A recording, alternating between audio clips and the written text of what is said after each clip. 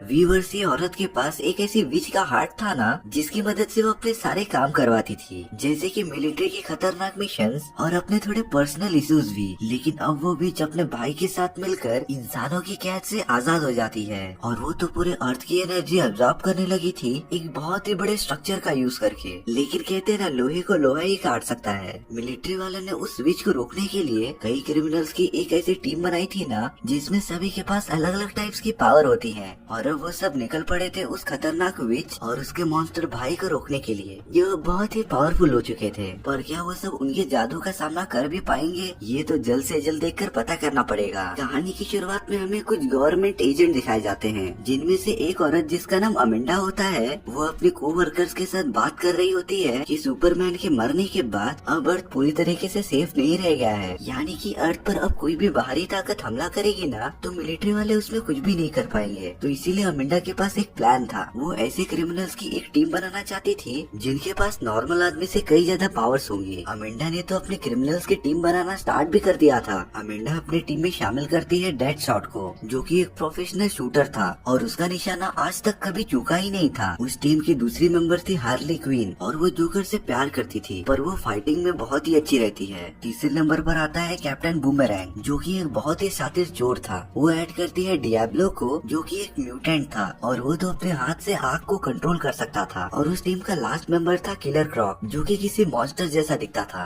Amanda अपने colleagues को बताती है कि कुछ टाइम पहले उसकी असिस्टेंट जिसका नाम जो होता है, वो एक गुफा में कुछ ढूंढने गई थी, और वहाँ पर उसे एक छोटी सी डॉल मिलती है। लेकिन गलती से उस डॉल का सर टूट जाता है, और तभी वहाँ पर एन्चेंट्रेस नाम की एक विच आ जाती है, जिसने जो के पूरे बॉडी पर कब्जा कर लिया था। जब ये बात अमेंडा की टीम को पता चली, तो वो सब उस गुफा में चले गए थे, और वहाँ पर उन्हें उस विच का दिल मिल गया था, जिससे कि अमेंडा ने आज तक संभाल के रखा है। दरअसल ये दिल जिसके पास भी रहेगा ना, एन्चेंट्रेस उसी की बात मानेगी। और अब अमेंडा अपने पूरी कमेटी के सामने उन क्रिमिनल्स की टीम को बनाने का आइडिया सामने रखती है। लेकिन कमेटी मेंबर्स इस बात से राजी नहीं थे कि वो ऐसे क्रिमिनल्स को टीम में लेंगे जो कभी भी उन्हें मार कर भाग सकते थे। पर तभी अमेंडा जो को बुलाती है, जिसके बॉडी में अभी भी एन्चेंट्रेस थी। अमेंडा जो को एन्चेंट्रेस को बाहर निकालने के लिए कहती है। जो जब एन्चेंट्रेस का नाम पुकारती है, तब एन्चेंट्रेस उसके बॉडी पर पूरा काबू कर लेती है, और अब तो वो उन सभी के सामने आ गई थी। सच में एन्चेंट्रेस दिखने में ना काफी डरावनी लग रही थी, क्योंकि उसके पास काले जादू की पावर्स थी। पर अभी वो सिर्फ अमेंडा की ही बात मानेगी। अमेंडा एन्चेंट्रेस को एक ऐसी फाइल लेके आने के लिए कहते हैं ना, जो सालों पहले उसके ऑर्गेनाइजेशन से मिसिंग हो गई थी।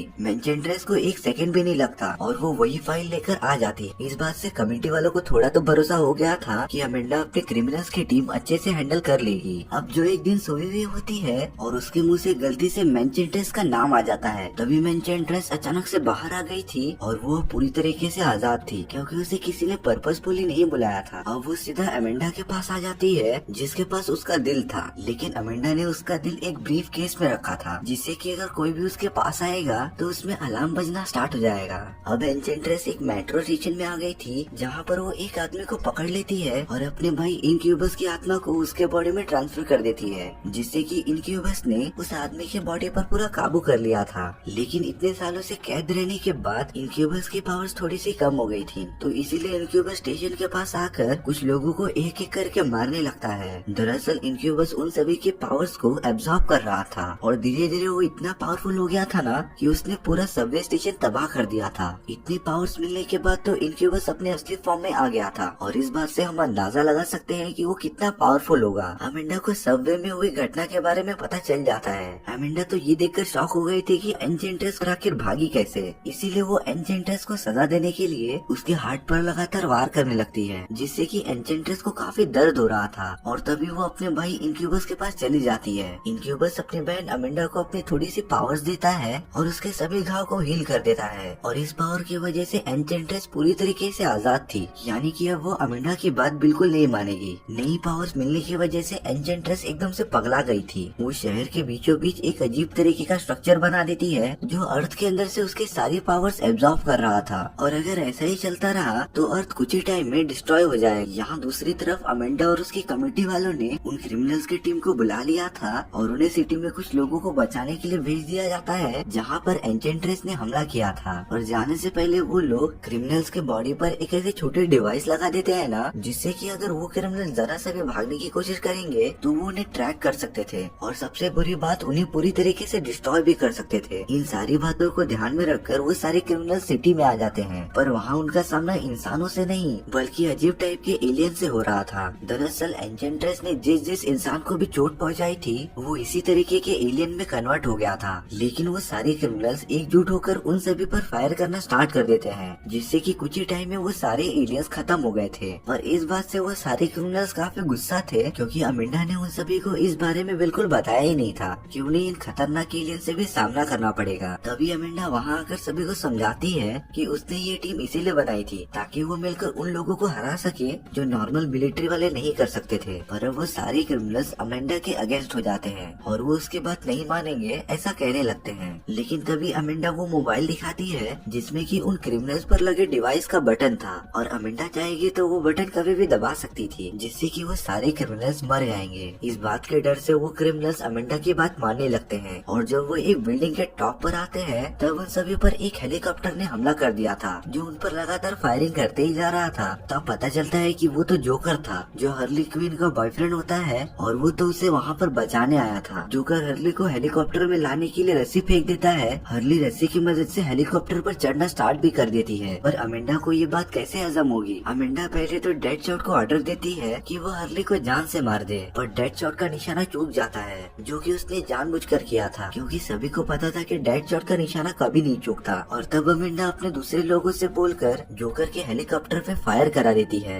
जिससे कि वो हेलीकॉप्टर पूरी तरीके से डैमेज हो गया था। जोकर ने तो हार्ली को हेलीकॉप्टर से बाहर फेंक दिया था, क्योंकि वो हेलीकॉप्टर थोड़ी देर में ब्लास्ट होने वाला था, और होता भी ऐसा ही है। हेलीकॉप्टर नीचे जाकर ब्लास्ट हो जाता है और जोकर भी उसमें मर जाता है। हार्ली को तो ये देखकर काफी बुरा लग रहा होता है, क्योंकि उसका एक ही लवर था और अब वो भी उसके आंखों के सामने मर चुका था। यहाँ पर अमिंडा खुद एक सेफ जगह पर जाने के लिए अपने लिए हेलीकॉप्टर मंगाती है, और वो उन क्रिमिनल्स की टीम से वादा करती है कि वो उन्हें बचाने के लिए भी हेलीकॉप्टर भेजेगी। पर जब अमिंडा हेलीकॉप्टर में बैठकर जाने लगती है तब उसके ऊपर इनक्यूबस ने हमला कर दिया था। इनक्यूबस ने उस हेलीकॉप्टर को डिस्ट्रॉय कर दिया था, और वो तो अमिंडा को अपने साथ लेकर चला जाता है। इसके बाद वो सब अमिंडा के पास से वो हार्ट लेते हैं जो कि एनचेंट्रेस का था। इनक्यूबस उस ब्रीफ केस में से हार्ट निकाल कर अपने बहन की बॉडी में डाल देता है, जिससे कि एनचेंट्रेस को उसकी सारी पावर्स मिल गई थी, और अब उसके पास काले जादू की बहुत सारी पावर्स आ गई थी। और अब एनचेंट्रेस कहती है कि वो पूरे अर्थ को डिस्ट्रॉय कर देगी। यहाँ दूसरी तरफ जब उन क्रिमिनल्स को ये बात पता चलती है कि अमिंडा का हेलीकॉप्टर क्रैश हो चुका है तब वो उसे देखने आते हैं। उन सभी को हेलीकॉप्टर में एक फाइल मिलती है जिससे उन सभी को ये सीक्रेट बात पता चलती है कि अमिंडा जो को पहले से जानती थी, और उसने ही एनचेंट्रेस को सालों से कैद करके रखा था। पर अब वो अपने भाई के साथ पूरी तरीके से आजाद थी जो अर्थ को डिस्ट्रॉय करने में लगे थे। ये इन्फॉर्मेशन मिलने के बाद वो सारे क्रिमिनल्स अमिंडा से नफरत करने लगते हैं, क्योंकि उसने उन्हें पूरी बात नहीं बताई थी। वो सारे क्रिमिनल्स अपनी जॉब छोड़कर एक बार में बैठे हुए होते हैं, पर बातों ही बातों में उन्हें यह एहसास होता है कि उन लोगों ने अपने लाइफ में कई बुरे काम किए थे, और ये सही टाइम था उन सारी गलतियों को सुधारने का। और तब जाकर वो सब डिसाइड करते हैं कि वो अपने अर्थ को बचाएंगे और एनचेंट्रेस और उसके भाई को जाकर खत्म करेंगे। उनकी पूरी टीम उस जगह पर आ जाती है जहाँ पर एनचेंट्रेस और इनक्यूबस थे। वो सब सब स्टेशन के एकदम ऊपर खड़े थे, और वहीं पर उन लोगों ने अपनी वो मशीन बनाई थी जो अर्थ के अंदर से उसकी सारी पावर्स एब्जॉर्ब कर रहा था। उन लोगों के पास ये इन्फॉर्मेशन थी